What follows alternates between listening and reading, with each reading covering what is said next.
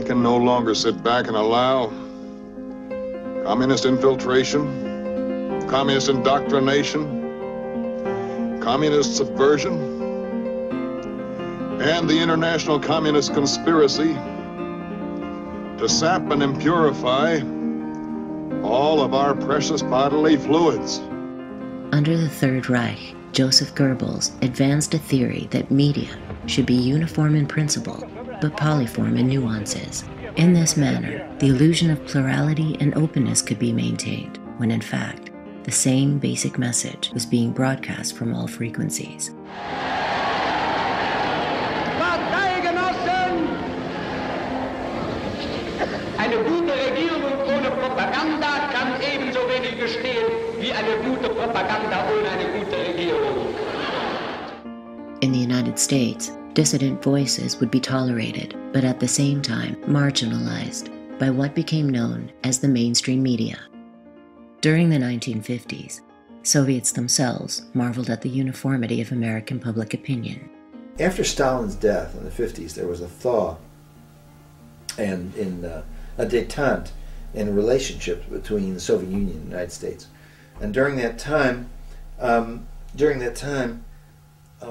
I don't know, about 24 apparatchiki were invited from the Soviet Union to come to the United States for a couple of weeks and run free. Just look at all our institutions.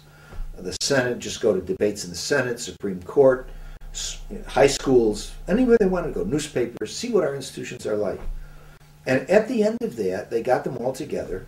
And of course, they were very excited because the idea was to show the Soviets what a truly pluralistic society was. The response they got was a little different than the one they expected. What the Soviet apparatchiki said to them was, how do you do it?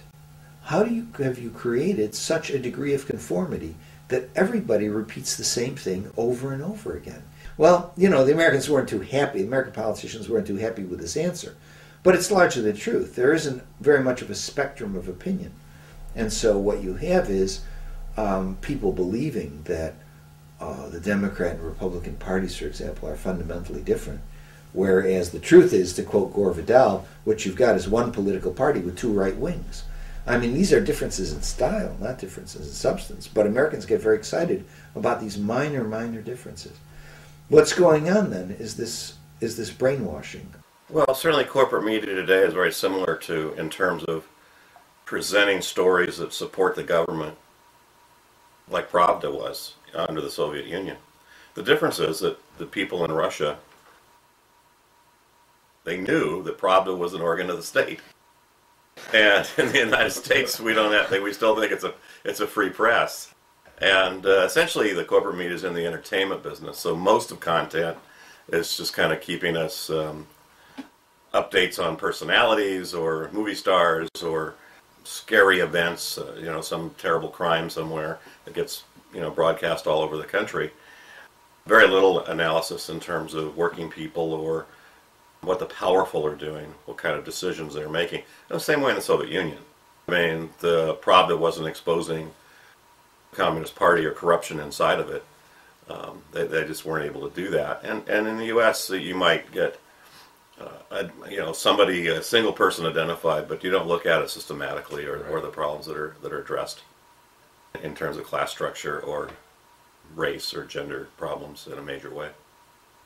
It almost comes full circle back to Edward Bernays and to Walter Lippmann, because these were men, again, who were the founders in many respects of my discipline in communications and journalism and public relations, but they all really touted the need to have a professional managerial intelligentsia, the best and the brightest, who knew better than the rest of us, that the masses as a whole were just not smart enough, were driven more by impulse and emotion, and what Walter Lippmann called they were a bewildered herd. You can't trust the people as a whole, so you have to create a very small elite. So you wonder now, in looking back, was the Cold War just this perpetuation of controlling people's minds in order to really benefit this minority elite class?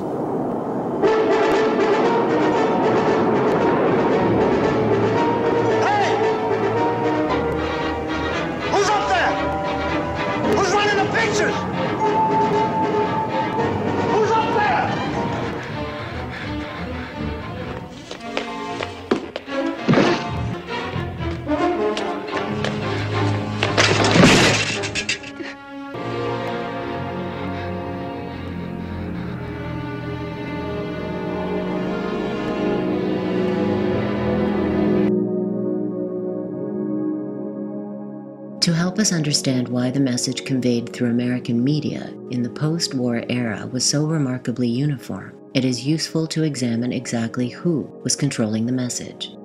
During World War II, the field of psychological warfare grew from a minor component in the government's arsenal to a flagship weapon. Yet this weapon was not deactivated after the war. Many key personnel from World War II PSYOPs divisions went on to play major roles in the allegedly free and independent American press. The country has been demobilized, at least to some extent, after the war. What happens? Leading lights in the OSS, for example, included the publishers of Life magazine, key editorial people in Reader's Digest, Time Life, William Paley, president of CBS, who was a OSS man during the war and worked specifically with the psychological warfare side of the U.S. effort in World War II. He goes back to Wall Street and is president of CBS. And CBS then, under his leadership, works closely, hand in glove, with what were CIA propaganda operations, such as Radio Free Europe, Radio Liberty, and so forth. And with basically both the overt and the clandestine side of U.S. military operations throughout the Vietnam period and later. Edward Barrett, who was chief of Psy-War during the early 1950s. He was a noteworthy media figure in his own right. He later became the dean of the Columbia Graduate School of Journalism. There are many other examples along these lines, and what it points to, and you can read this in their memoirs, is a network of people whose relationship was forged during World War II, and in a common political warfare effort against a specific enemy, Nazi Germany or Imperial Japan, that took that sensibility about media being able to operate both in war and peace, and use that and forge that as the mainstream media in the United States in the wake of World War II. Do you have any people being paid by the CIA who are contributing to a major circulation American journal? We do have people who submit pieces to American journals. Do you have any people paid by the CIA who are working for television networks? This, I think, gets into the kind of getting into the details, Mr. Chairman, that I'd like to get into in executive session.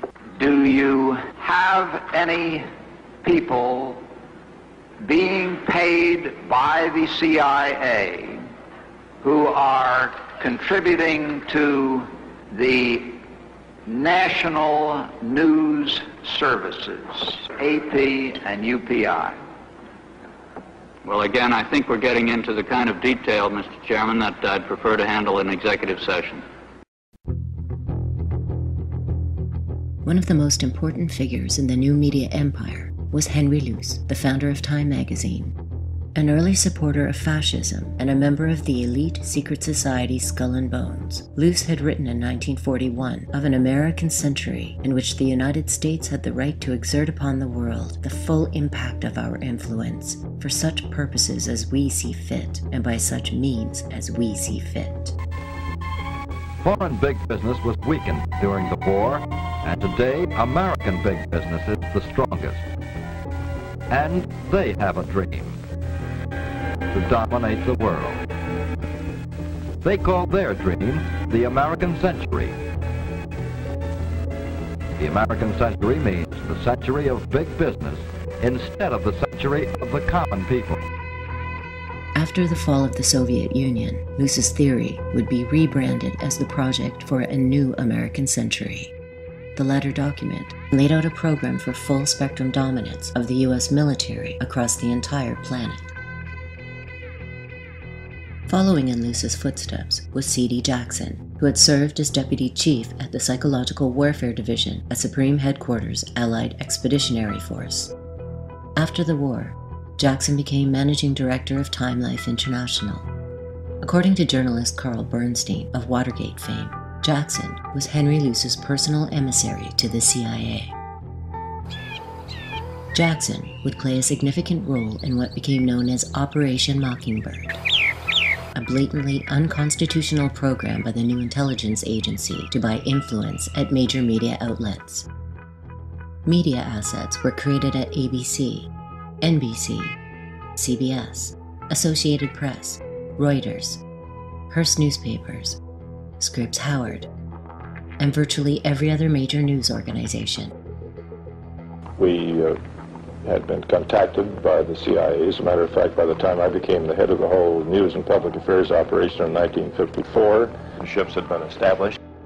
Bernstein reported in 1977 that for over 25 years, more than 400 U.S. reporters had willingly carried out intelligence assignments for the CIA. The very important critiques of the corporate media and how it functions as an institution, as part of the establishment, need to be supplemented by an understanding of the role of infiltration of the media itself. These are not mutually exclusive, and so while on the one hand you certainly have the institutional problems with a media owned by wealthy, powerful people deciding what information we ought to have, but on another level you actually have this operational capacity in which intelligence agencies have infiltrated and influenced people within the media, within the reporting ranks themselves. There are many, many examples of this. Even Carl Bernstein of the famed Woodward and Bernstein duo wrote an article after he left the Post documenting the role of the intelligence agencies in putting people into news organizations, including the Washington Post, Newsweek, and many other of the brand names. If you look at the relationship between media organizations and national security agencies in the early Cold War years and in the early 1950s, the characteristic was there are two different bodies of people, two different groups, and but they had a common mission in mind, a common conception of what patriotism was, common conception of what the enemy was, and so forth and so on.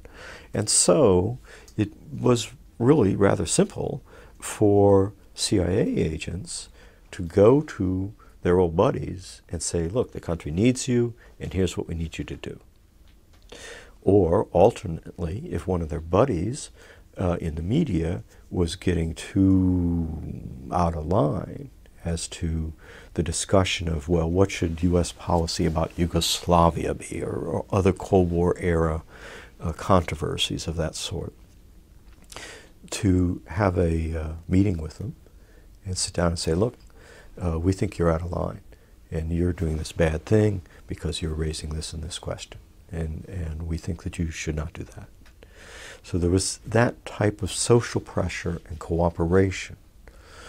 Okay, let's fast forward to the present day.